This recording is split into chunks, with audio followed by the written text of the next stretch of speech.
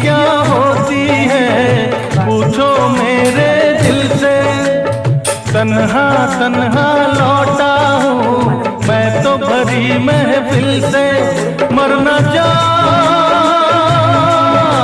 कहीं, मर न जाओ कहीं, ओके तुमसे जुदा। नजर के सामने जिगर के पास, नजर के सामने जिगर के पास कोई रहता है। সব শুকনো লঙ্কা তেজপাতা সব দিয়ে আমি মশলা করে নিলাম। ডালটাও পেশা হয়ে গেছে। এবার চলো কড়াই ধরাই। এবার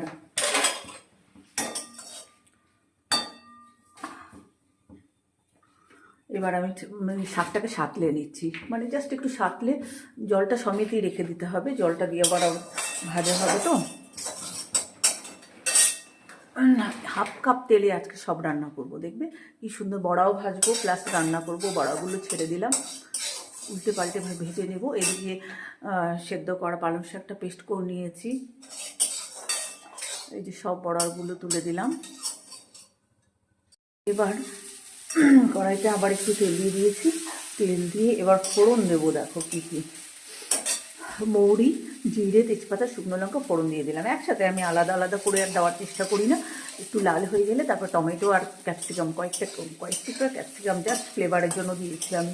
তারপরে মৌরি, মেথি দিয়ে মৌরি আর ধনে দিয়ে যে মশলাটা আমি করে রেখেছিলাম, জিরে, ধনে, লঙ্কা সব দিয়ে ওই মশলাটা দিয়ে দিলাম। 4-5 চামচ দিয়ে দিলাম, অতটা লাগবে না তো। নুন হলুদ সবটাই দিয়ে দিলাম। তারপরে একটু চিনি দিলাম জাস্ট কালারের জন্য। মটরশুঁটি দিয়ে দিলাম। এবার চলো বেটে রাখা পালং শাকটা দিয়ে দিলাম, সুন্দর করে দিয়ে দিলাম। এবার বেশ কিছুটা নাড়াচাড়া করে আমি কিন্তু একসাথেই বড়াটাও দিয়ে দেবো, কারণ নইলে বড়াটা সফট হবে না, রস ঢুকবে না ভেতরে। এবার দিয়ে কিছুক্ষণ নাড়াচাড়া করে একটুখানি ঢেকে দিলাম পুরো। ঢেকে দিয়ে এবার হয়ে গেছে, ঢাকাটা খুলে।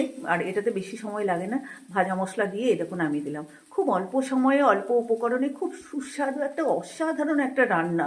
চাইলে তোমরা করে একবার ট্রাই করে দেখতে পারো, তখন বলবে যে সত্যি এটা খুব সুন্দর।